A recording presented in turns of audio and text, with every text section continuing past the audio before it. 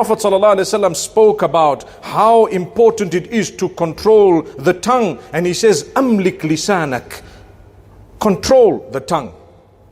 Imagine the best of creation telling people who were better than you and I. They were amazing, the Sahaba radiallahu anhum.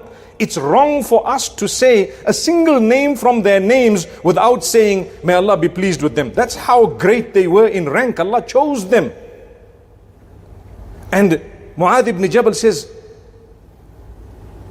Awa inna mu'akhaduna bima naqulu ya Rasulallah.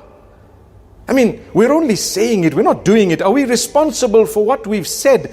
When obviously what he meant is, we only say it. We've only said something. We didn't really do anything. I didn't slap you. I only told you you're stupid, for example, right? He says, ثَكِلَتْكَ أُمُّكَ يَا مُعَاذ وَهَلْ يَكُبُّ النَّاسَ عَلَى مَنَاخِرِهِمْ فِي النَّارِ إِلَّا حَصَائِدُ أَلْسِنَتِهِمْ. He says, what are you talking about, O Mu'adh? The people who will be burning in hellfire, will they be burning in hellfire for any other reason besides their tongues? Allahu Akbar, Allahu Akbar, Allahu Akbar. That is serious. What that means is, the people of hellfire will be roasting in hellfire because of the abuse through their tongues. My brothers, my sisters, this is a reminder, very strong reminder for myself to begin with, and then for all of us. Watch your tongue.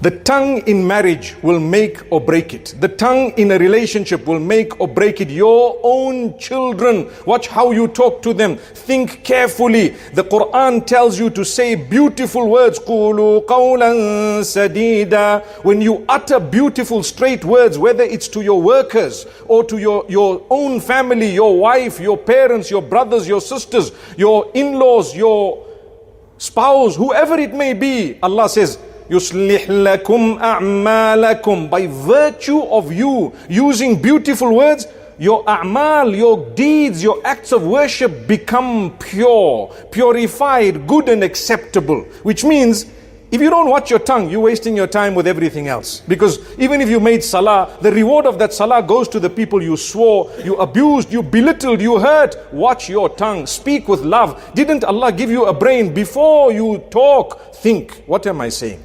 How can I say it? This is my brother, this is my son, this is my daughter, this is my sister, this is my wife, this is my husband, this is my in-law, father or mother-in-law, whoever it may be, this is my, whoever else it might, those who work for you. Think carefully. Allah gave me a brain. I want to tell this person that what you did was wrong. Firstly, don't raise your voice. Secondly, use your brain before you open your mouth. That's what Allah is telling you. That's what Muhammad ﷺ is saying. Choose the best words. My beloved, you know what? Perhaps there's a better way of doing this. Allahu Akbar. Have you thought about it? When you talk to your children like this, you empower them. They want to listen to you because you're loving. You can stroke the head of a little child and say, you know what, don't do this. Someone breaks a glass, someone does something. We scream like the world came to an end. That was from Allah. It was designed before you were born that glass was going to break. You could have done nothing about it. What was of importance was your reaction, not the action. The action was a mistake, forgiven. Your reaction was not a blunder. It's you. See the difference. A child will do things, no problem. Speak with love. Be patient. Empower the child.